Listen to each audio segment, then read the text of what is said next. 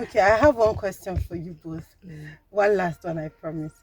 Will you ever, depending on the situation, no, let's leave extreme cases of abuse, um, or will you ever take your child's side deliberately? It's just a yes or no.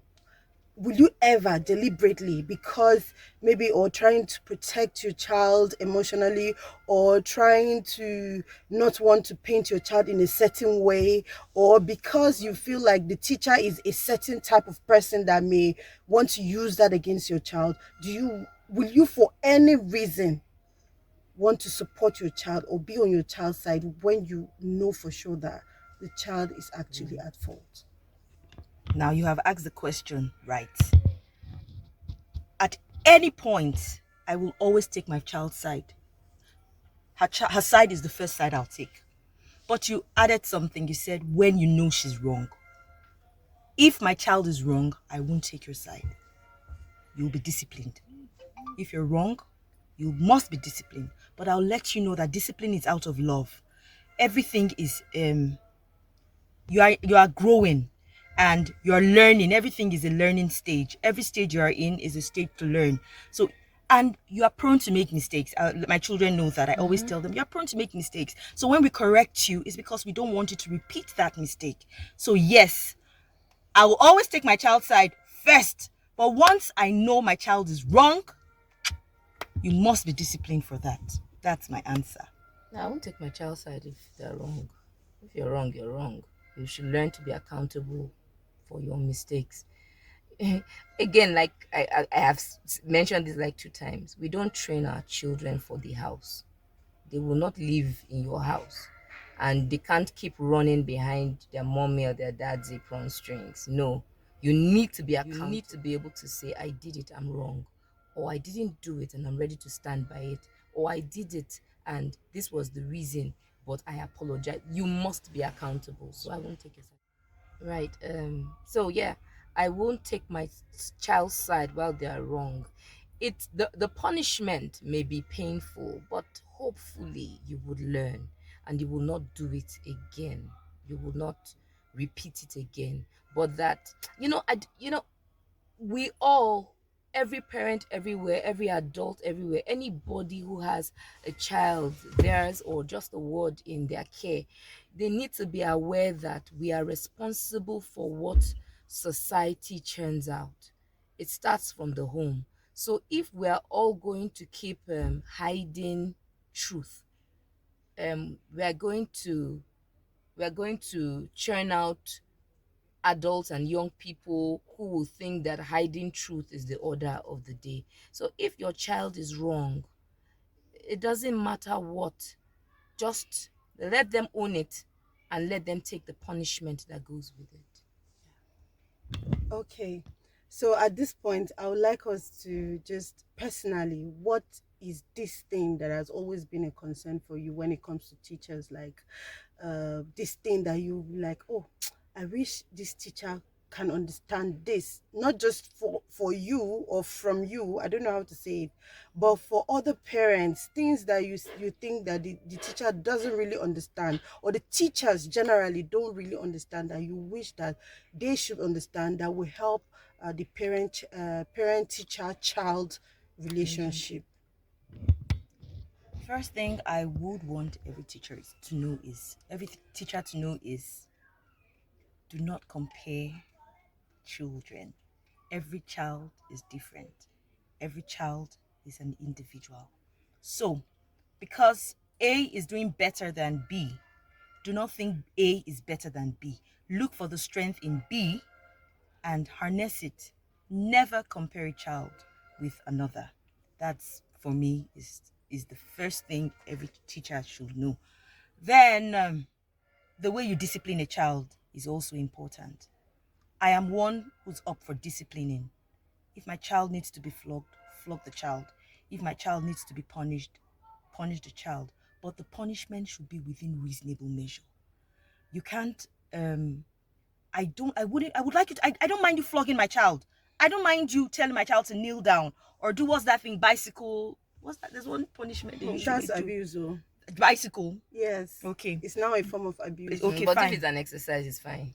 Yeah, but Yeah. for punishment is an Please. abuse. Okay, but that's by the way. But what I wouldn't want you to do is take the side of your phone and hit my child on the head. That's wrong. Or use demeaning words on the child. Like if you want to learn. Your mates are here, your mates will graduate, or your mates will pass, you will fail. Those things are a no. So I think teachers, I know not all teachers do that. We have very civil teachers. We have very respectable teachers. But for teachers who do that, I don't accept it. I don't think it's right. Punish the child, but don't use demeaning words on the child. Children hear things. And one of the programming they have is from school. They hear what their teachers say and they believe their teachers. So the words of a teacher over a child is very important. They'll always remember. So never use demeaning words and do not compare. So Yeah. Okay. For me, yeah, words.